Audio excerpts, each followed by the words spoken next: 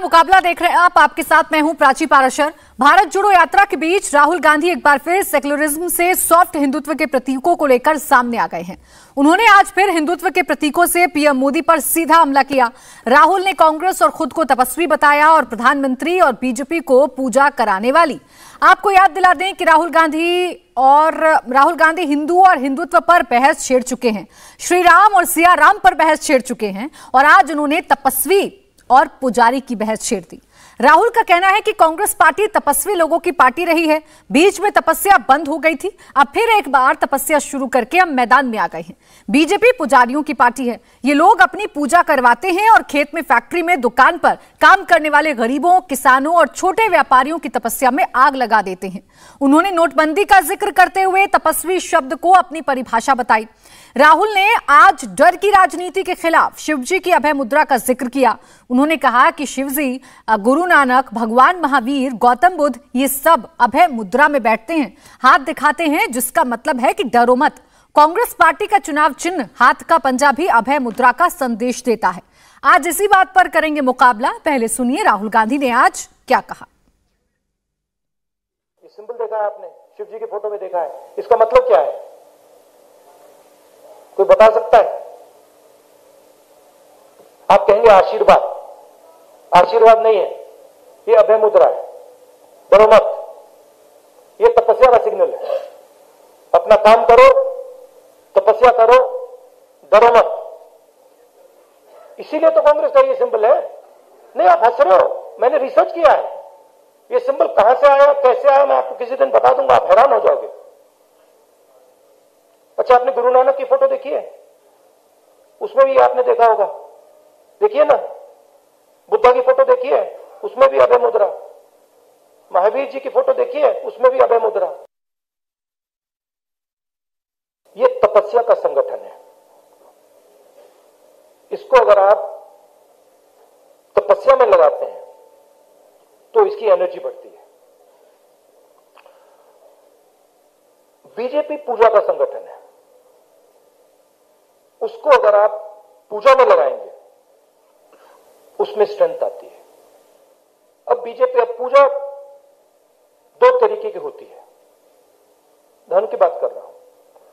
पूजा normally होती है कि भाई मैं भगवान के पास जाता हूं और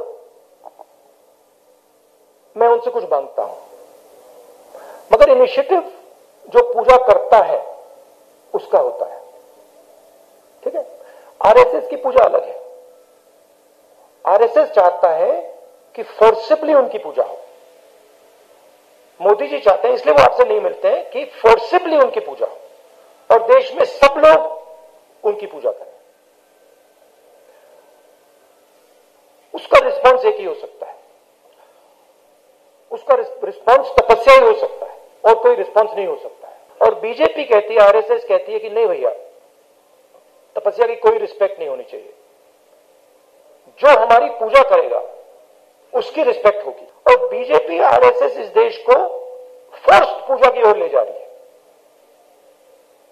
धन का प्रयोग करके, इंस्टीट्यूशंस को कैप्चर करके, लोगों को डरा के, आप लोगों को डरा के, वो आपसे कह रहे हैं तपस्या मत करो। इसी पर चर्चा करने के लिए खास मेहमान हमारे साथ हैं शहजाद पूनावाला, प्रवक्ता बीजेपी, रतन शारदा, राजनीतिक विश्लेषक, तहसीन पूनावाला, राजनीतिक विश्लेषक, आलोक शर्मा, प्रवक्ता कांग्रेस। आप सभी का बहुत बहुत स्वागत है। शहजाद जी, आपसे शुरुआत कर रही हूं। तपस्या और पूजा में क्या अंतर है? आज ही राहुल गांधी बखूबी समझा रहे थे और ये भी बता रहे थे कि आप लोग चाहते हैं, डर दिखाते हैं कि सब आप ही की पूजा करें, आप ही का गुणगान गाएं।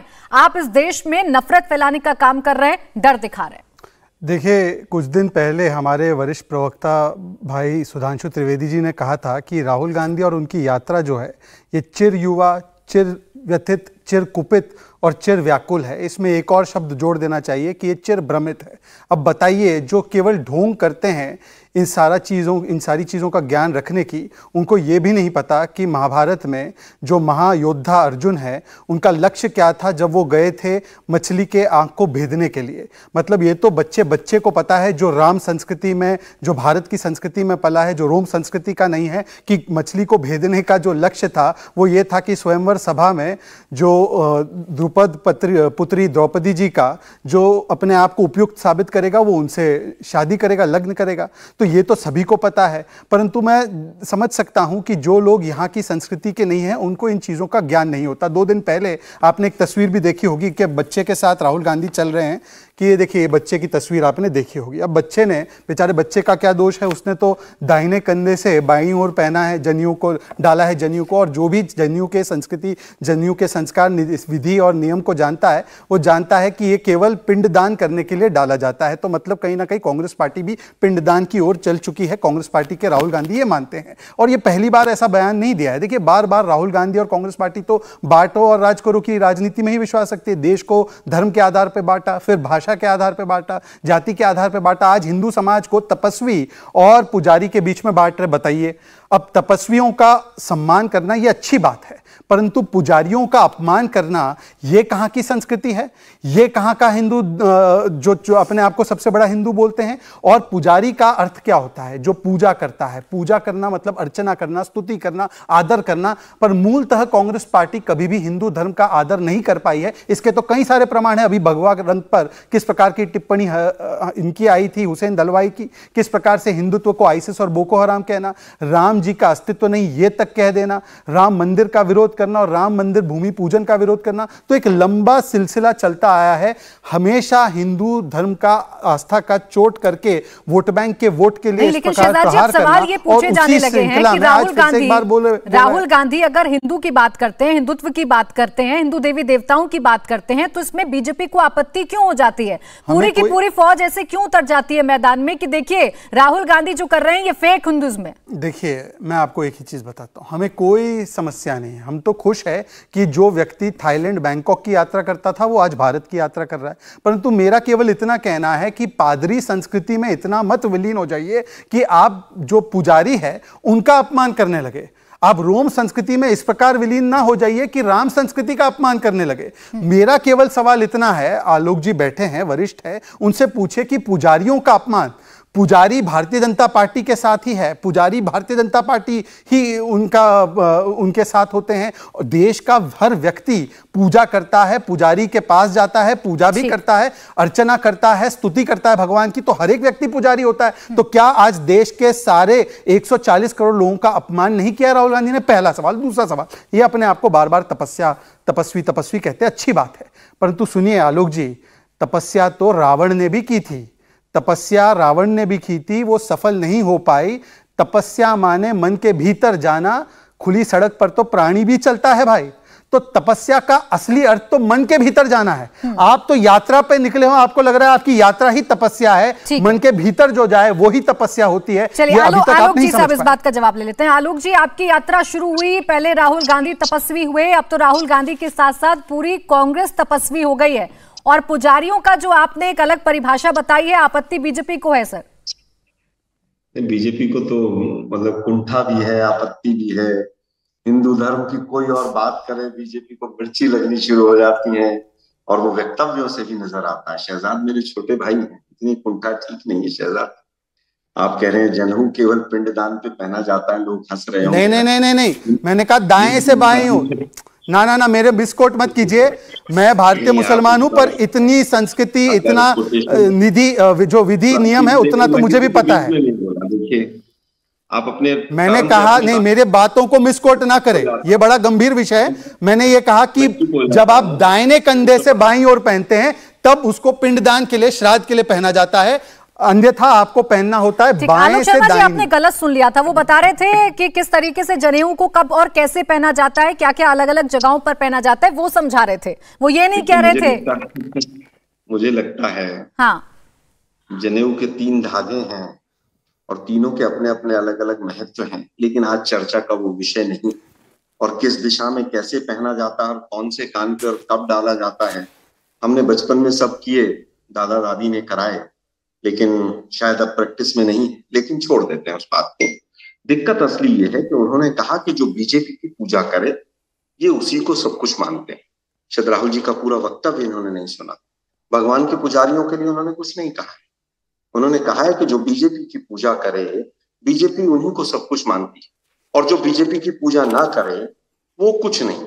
और उन्होंने तमाम एग्जाम्पल भी दिए। आज मैंने पूरा उनका प्रेस कॉन्फ्रेंस सुना है, उसमें सीधा सीधा उन्होंने कहा है कि नोटबंदी में जिस तरह से तपस्या करने वाला किसान और मजदूर था, उस तपस्वी की तरफ ध्यान नहीं दिया। बीजेपी की जो पूजा बड़े बड़े व्यापारी करते हैं, अडानी और अंबानी करते हैं, उनका भला कैसे हो, उसके लिए पूरी तरह से काम किया गया। तपस्वी रिपोर्टर है, लेकिन जो मीडिया के मालिक हैं वो बीजेपी के पुजारी हैं। तो बीजेपी के पुजारी आज ज्यादा पावरफुल है। आज रिपोर्टर की कोई वैल्यू नहीं है। बेचारे वो राहुल जी के साथ साथ चल रहे हैं, सड़क पूरा यात्रा उन्होंने 3500 किलोमीटर नाप दी, वो फीड भी देते हैं, लेकिन शाम को होता वही है जो बीजेपी की पूजा करने वाले मीडिया के मालिक चाहते हैं। शाम को डिबेट्स उन्हीं चीजों पर होती। मुझे लगता है प्राची मेरी बहन है, उनको थोड़ा सा चुप भी रहा होगा, लेकिन ये सच्चाई नहीं आलोक शर्मा जी, अब आदत हो गई है। जब तक आप ये 2 लाइन नहीं बोलेंगे तब तक आपका जवाब कंप्लीट नहीं होगा, इसलिए मैं टोकूंगी नहीं, वरना चर्चा लंबी खिंच जाती है। आप बोलिए सर, कोई बात नहीं। आपके बोलने से कोई बात सच थोड़ी ना हो जाएगी। आप बोलिए आलोक शर्मा जी, आराम से बोलिए।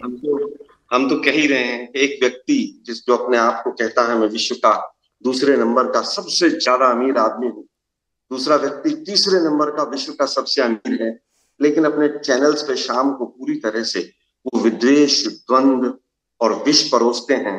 पता नहीं कैसे अपने आप को अमीर मानते हैं। खैर, बात आती है राम जी के अस्तित्व की। इन्होंने बात की।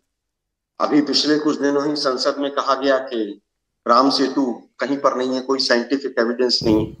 यही बात हमारी सरकार ने कही थी, और यही बात माता सीता के लिए महेश शर्मा ने कही।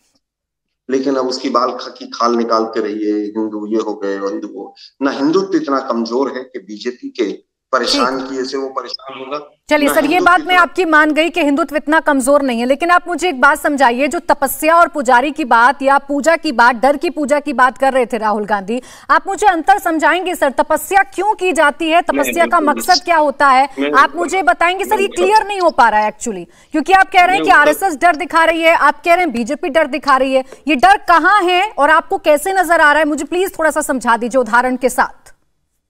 मैं समझता हूं कि किसी भी आरएसएस के लीडर की, किसी भी विश्व हिंदू परिषद के लीडर का कोई भाषण उठा लीजिए, वो डर से शुरू होता है और डर पर ही समाप्त हो जाता है, और बीच में केवल वोट होती है, उसके अलावा कुछ नहीं होता। तो एक आध भाषण मुझे बताएंगे क्या आलोक शर्मा जी? आप इतने माइन्यूटली अगर ऑब्जर्व कर रहे हैं तो मुझे बता दीजिए। शायद मुझे नहीं पता सर, मैं क्लियर हो जाऊंगी कि आपने जो कहा वो ठीक था।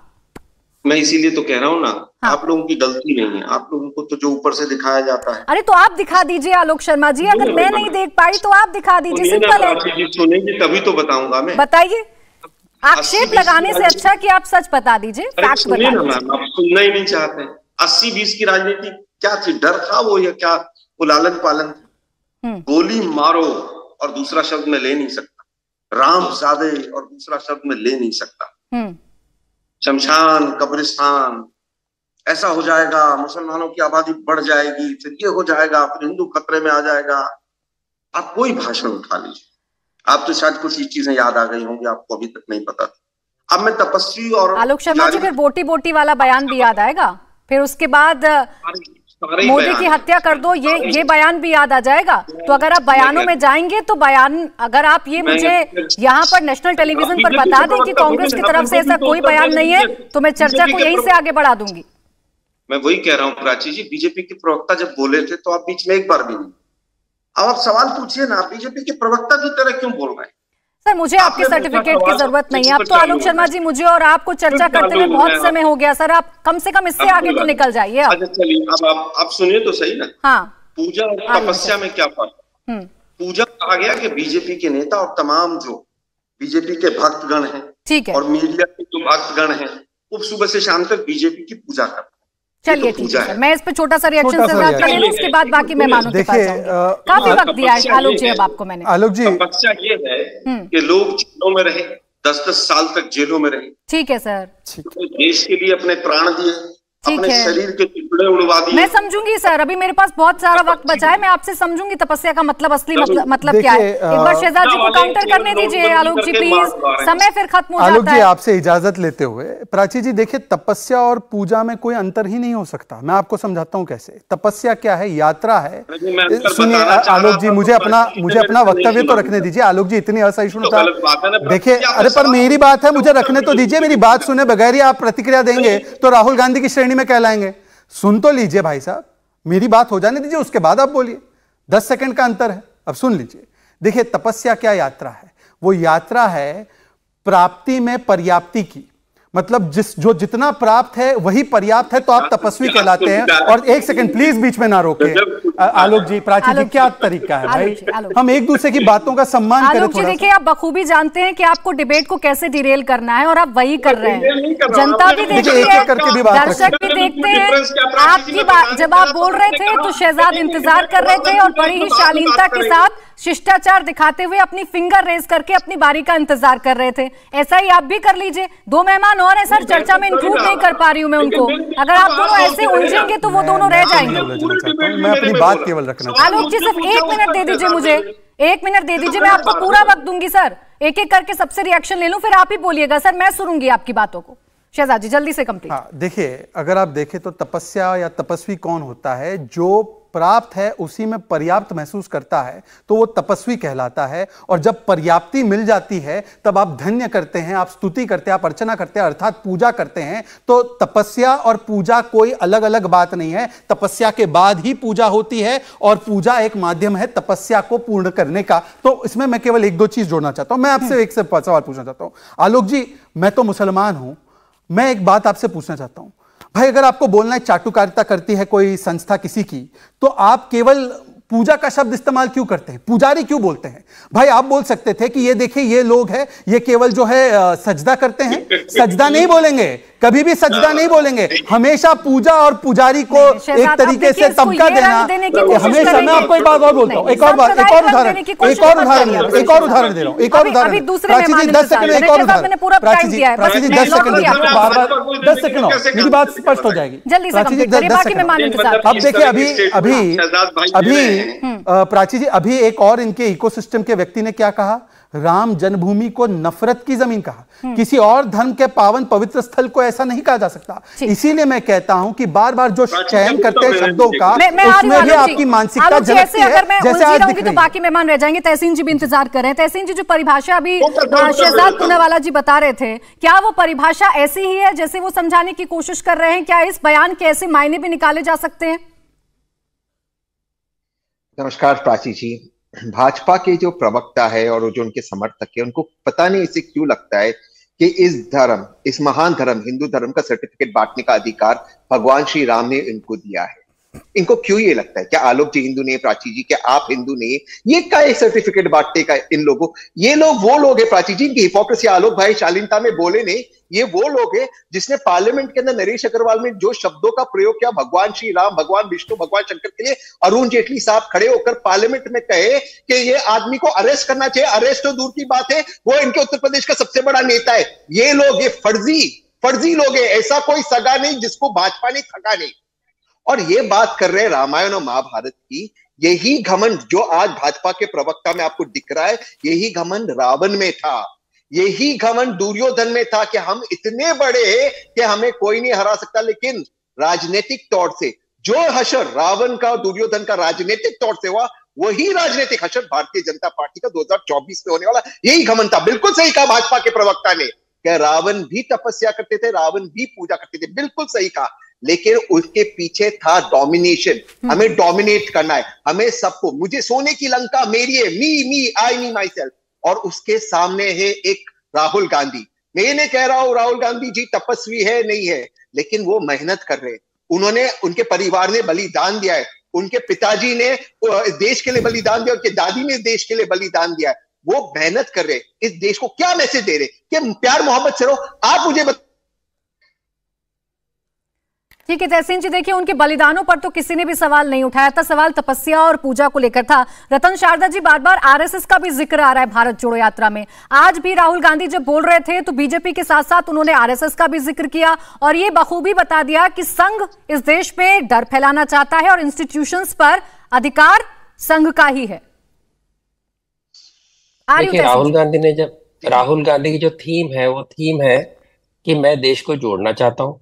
उनकी थीम है कि देश के अंदर ये सारी जो कम्युनल ताकतें फैली हुई हैं, जो जहर फैला रही हैं, और जो देश उसको विषय को, जैसे इन्होंने कहा शाम को टीवी पे यही बहस चलती है, कोई भी अनएम्प्लॉयमेंट की बात नहीं करता, महंगाई की बात नहीं करता। लेकिन अगर ये उनका मुद्दा था तो इतने दिनों में उन्होंने कभी भी महंगाई और अनएम्प्लॉयमेंट कितनी बार बात की, इसके ऊपर प्रश्न उठता है। और जहां तक इनका भारत जोड़ो का सवाल है, वो तो हम जानते हैं कि इनके लोग किस तरह के बयान देते हैं। इनके साथ चलने वाले लोग कौन थे? भारत तेरे टुकड़े होंगे, इंशाअल्लाह इंशाअल्लाह के साथी इनके साथ रहे यात्रा में, नक्सल सिंपैथाइजर इनके साथ रहे, टेररिस्ट सिंपैथाइजर इनके साथ रहे, जो कोर्ट में जाकर आधी रात को खुलवाते हैं ताला कि टेररिस्ट को मौत की सजा न मिले।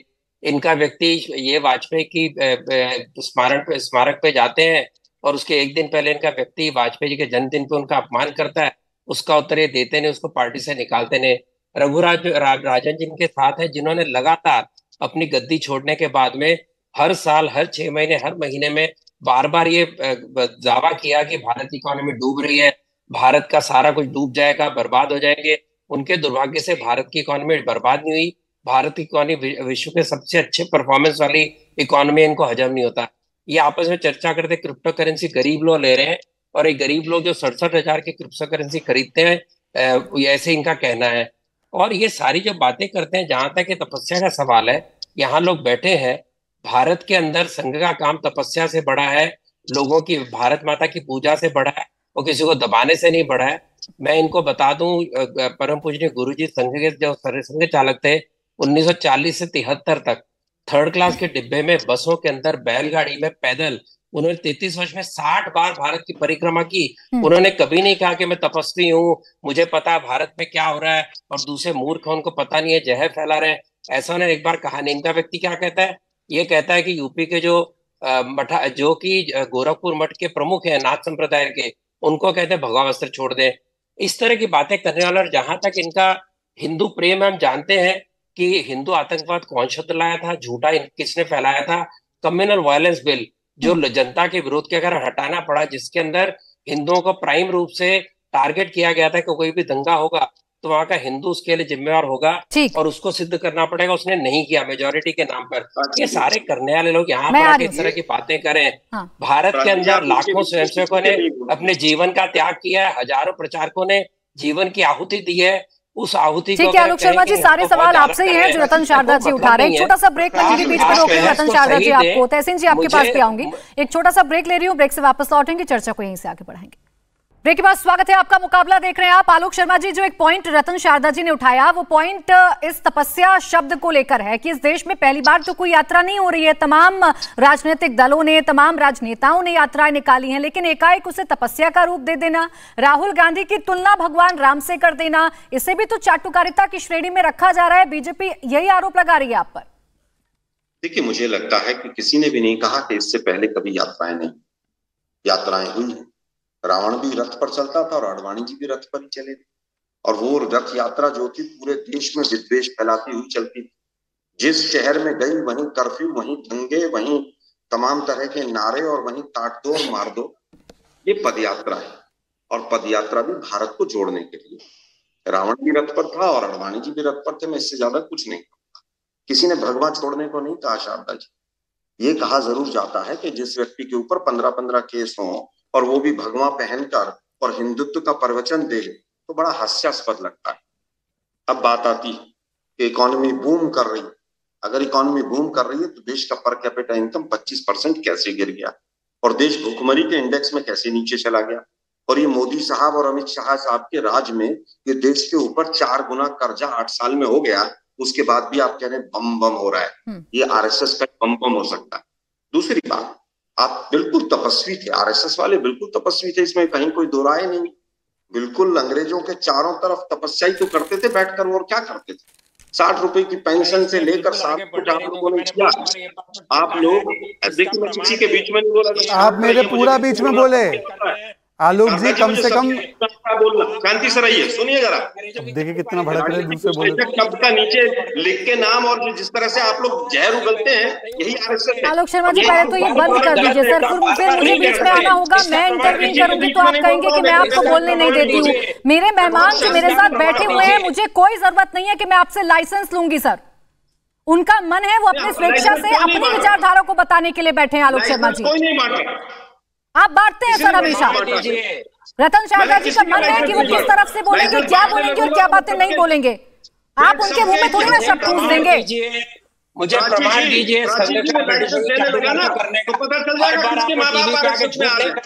शांत रहिए, आप पहले प्रमाण मुझे बताइए। आप प्रमाण अंग्रेजों की चर्चा करते करते, अंग्रेजों की पिट्ठूगिरी करते करते यहाँ पर आप गलत बातें बोलते हैं, ये स्वीकार नहीं है। आप अपने राहुल गांधी की बात करिए, जो इतिहास नहीं पता उसकी बात मत करिए। आप उदाहरण दीजिए कब उन्होंने चाटुकारिता की, एक उदाहरण दीजिए। नहीं, मैं आगे नहीं बढ़ने दूंगा। पहले बयान वापस लीजिए बयान कि आलोक शर्मा जी, रतन शारदा जी फैलाते रहते हैं। रतन शारदा जी एक सेकंड रुक जाइए, एक सेकंड सर, बाकी मेहमान भी इंतजार करेंगे। आलोक शर्मा जी प्रमाण दे दीजिए, बात को खत्म कर दीजिए। आलोक शर्मा जी आप इतना बरस रहे हैं ना, आप इतना बरस रहे हैं और इतना गुस्सा आपको आ रहा है, तो रतन शारदा जी को प्रमाण दे दीजिए और बात को खत्म कर दीजिए। रतन जी एक सेकंड, रतन जी मैं प्रमाण ही मांग रही हूँ सर, रुक जाइए एक मिनट। रतन शारदा जी एक मिनट, आलोक शर्मा जी बात को खत्म कर दीजिए। आपने कोई बातें कही है, किसी को ये बात ठेस पहुंचाई है, वो प्रमाण मांग रहे हैं, प्रमाण दे दीजिए रतन शारदा जी को, बात को खत्म कर दीजिए। आप प्रमाण मांगिएगा अपनी बारी पे, तो प्रमाण मांगिएगा ना। 60 रुपए की पेंशन ठीक है नहीं, 5 बार माफीनामा लिखा था कि नहीं लिखा? पूरे दुनिया को प्रमाण है, इनके पास प्रमाण नहीं। घर भेज दूंगा मैं इनको, एड्रेस कहिएगा मुझे, भेज देंगे। वापस आते हैं ये लोग, गोरखे का मंदिर बनाते हैं सबके सामने। रतन जी सुनिए, सामने बोलिए, मुझे अपना इतिहास पता है। अरे रतन शारदा जी सुनिए, उम्र हो गई आपकी। आरएसएस का आलोक शर्मा जी किस तरीके से फिर आप चर्चा करते हैं सर? आप पर्सनल कमेंट करते हैं, फिर ऐसे समय खत्म हो जाता है। आदमी बन के बैठिए ना, ऐसे समय खत्म हो जाता है सर। बड़ी बड़ी बातें करते हैं आप। सुनिए जरा मेरी बात, आप केवल ये बता दीजिए मुझे, गोडसे का मंदिर बनाने वाले लोग कहाँ हैं? जवाब देता हूं। जम्मू कश्मीर में एक टेररिस्ट था, वो किसकी सरकार में मंत्री था? मोदी साहब से 1 साल ब्रिटिशों की चाटुकारिता गोडसे में बताइए, ब्रिटिशों की चाटुकारिता सबूत दीजिए।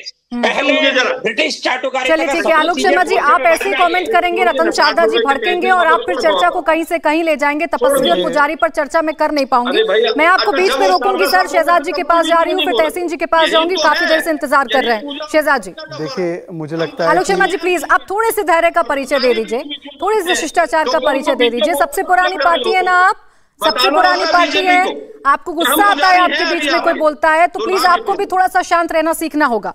देखिए, मैं आलोक जी का बड़ा सम्मान, भाई कैसे कोई डिबेट करे, मैं आलोक जी का बहुत सम्मान करता हूं और उसका एक लक्षण ये है कि मैं हमेशा उनकी बात को सुनता हूं, कभी बीच में नहीं बोलता, क्योंकि हो सकता है विरोधी हो, तब भी मैं कुछ सीख सकता हूं। आलोक जी ये सम्मान मुझे भी आप दे दीजिए, केवल 30 सेकंड लूंगा आपके।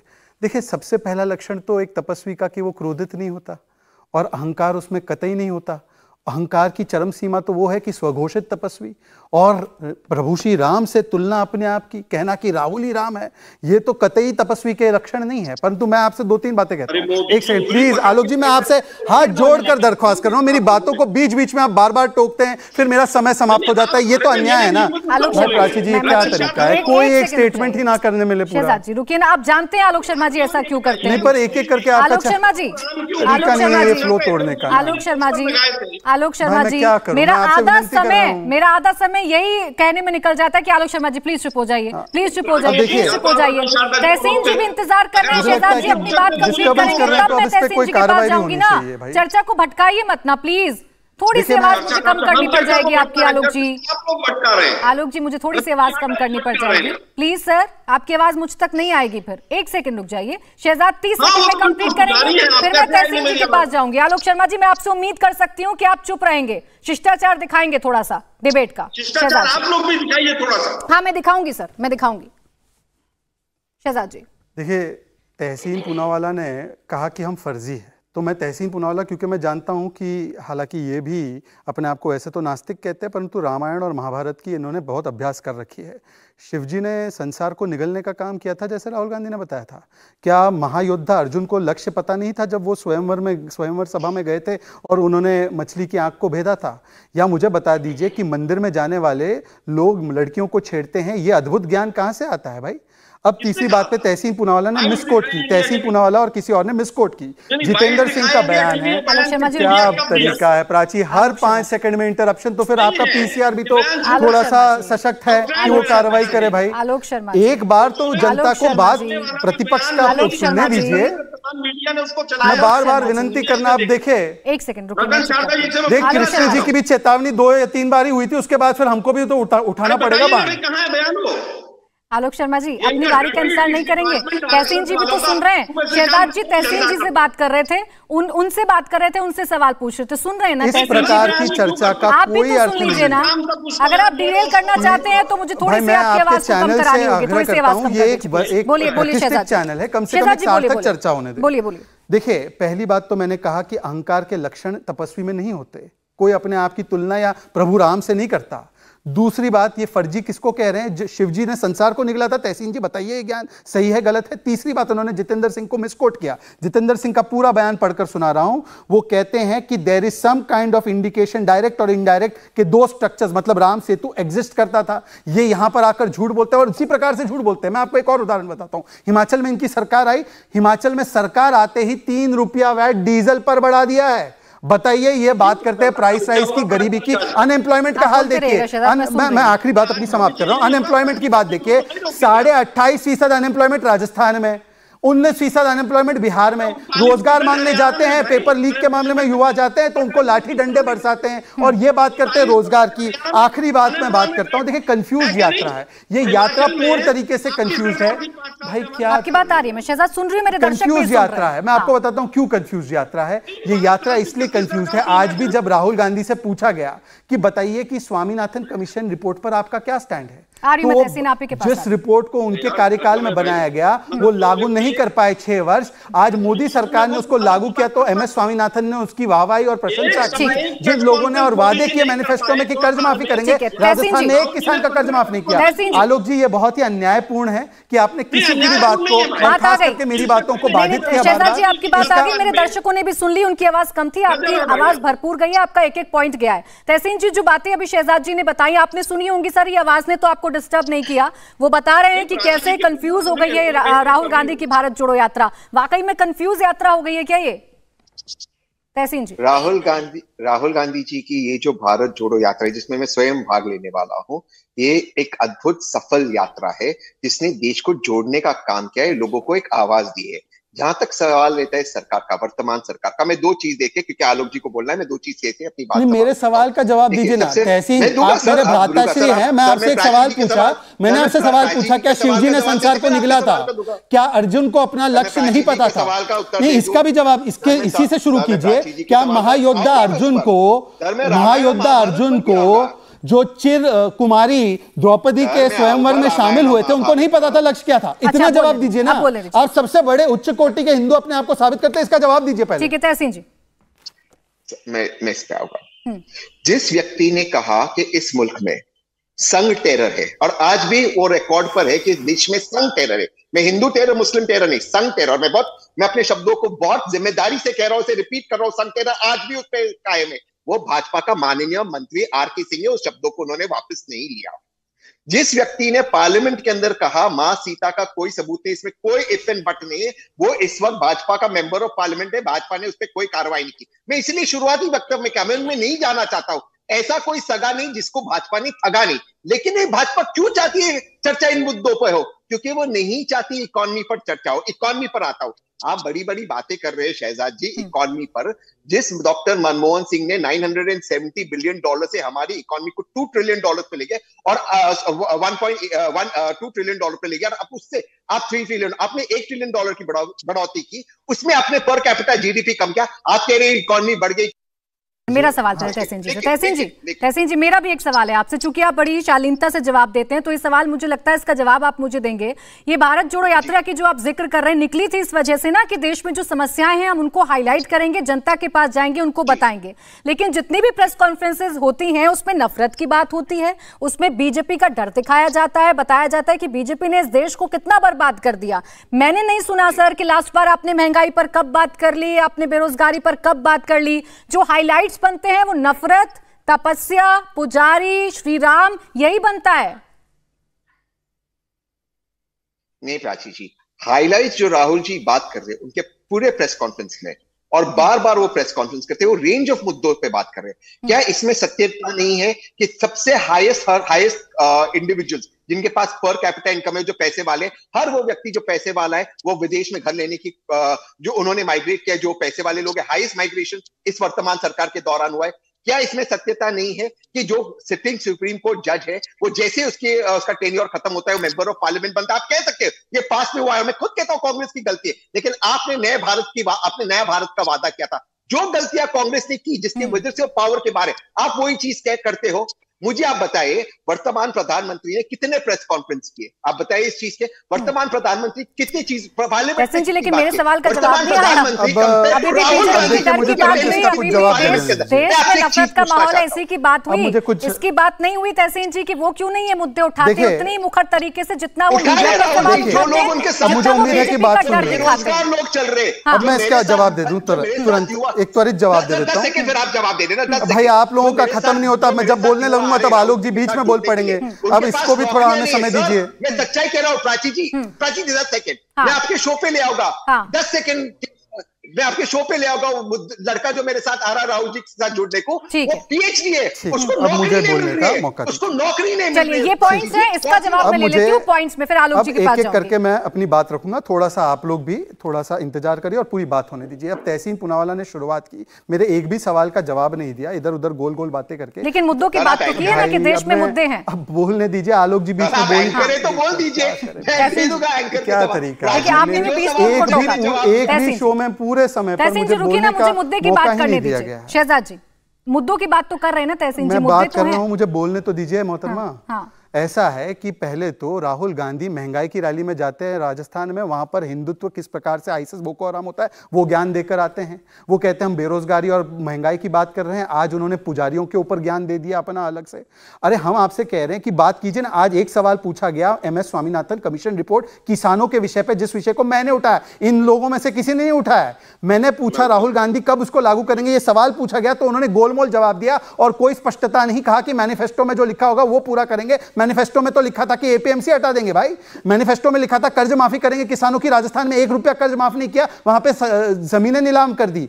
ये कहते बेरोजगारी की बात, मैं बात कर रहा हूं गुजरात में 1.5% है बेरोजगारी, मध्य प्रदेश में 3.2% है, उत्तर प्रदेश में 4.3 है और राजस्थान में 28.5 है, बिहार में 19.1 है। और वहां पर नौकरी मांगने जाते हैं युवा तो उनको पीटा जाता है। 10 पेपर लीक हो गए राजस्थान में। तहसीन भाई इसका जवाब तो राहुल गांधी भी नहीं दे रहे और आप भी नहीं दे रहे, और आपने मेरे उस बात का जवाब ही नहीं दिया जो राहुल गांधी ने अपने आप को एक बड़ा हिंदू बताने की चेष्टा में की कि भाई महायोद्धा अर्जुन को पता ही नहीं था लक्ष्य। इसीलिए मैं कहता हूं जो आपकी कोर कॉम्पिटेंसी है उसी तक आप सीमित रहिए। मेरा आखिरी सवाल, इन्होंने कहा मनमोहन सिंह की इन्होंने प्रशंसा की। भाई मनमोहन सिंह और कांग्रेस की सरकारों ने 65 वर्ष में $2 ट्रिलियन इकोनॉमी की और पिछले 8 वर्ष में $1 ट्रिलियन जुड़ गया, 11वें स्थान से 5वें स्थान पर आया। IMF ने कहा largest growing economy, fastest economy है, तो इसको भी तो स्वीकार करेंगे ना आप, पर इसको नहीं स्वीकारते। अनएम्प्लॉयमेंट के विषय में नहीं स्वीकारते, केवल और केवल मुद्दे भटकाने के लिए एक चुनाव आता है तो अपने आप को प्रस्तुत करते इस प्रकार से। और मेरा केवल इतना कहना है, देखिए जॉर्ज पुनैया के साथ ये अपने आप को सबसे बड़े हिंदू की तरह स्थापित कर रहे हैं। अब मेरे पास शहजाद वक्त खत्म हो रहा है, मैं इसका जवाब दे लूं। आलोक जी इस बात का जवाब दीजिए जो शहजाद जी कह रहे थे कि आप लोग भी तो मुद्दे भटकाने की राजनीति करते हैं,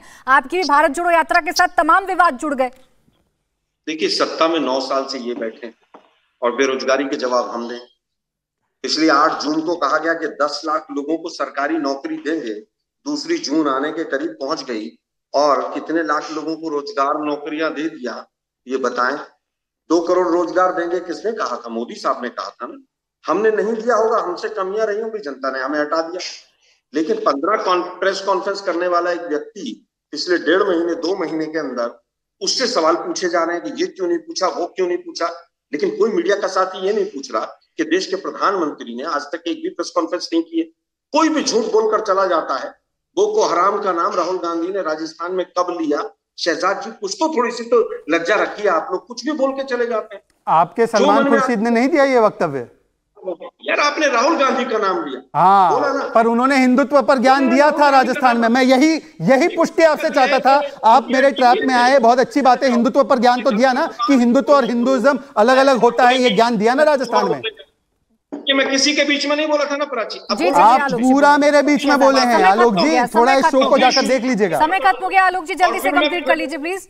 मैं वही कह रहा हूँ कि जिस व्यक्ति ने एक प्रेस कॉन्फ्रेंस नहीं की, वो दूसरे से सवाल पूछ रहा है। देश के ऊपर 4 गुना कर्जा चढ़ गया, रुपया डॉलर की तुलना में कहां चला गया, भुखमरी के इंडेक्स में हम नीचे चले गए, लेकिन उसके बावजूद सवाल राहुल गांधी से होने। हिमाचल में क्यों 3 रुपए वैट बढ़ाया डीजल पर, इसका जवाब दे दीजिए आप। शर्मा जी, आप तपस्या और पुजारी में अगर उलझाएंगे तो फिर सवाल होगा, चर्चा होगी। आप भी बिल्कुल मुद्दों पर रहिए ताकि शहजाद जी को कटघरे में खड़ा करके उनसे सवाल पूछे जाए। शुक्रिया आप सभी का हमारे साथ चर्चा में जुड़ने के लिए। इंडिया टीवी हर वक्त हर जगह डाउनलोड करने के लिए सर्च करें India TV news Google play store या ऐप स्टोर पर।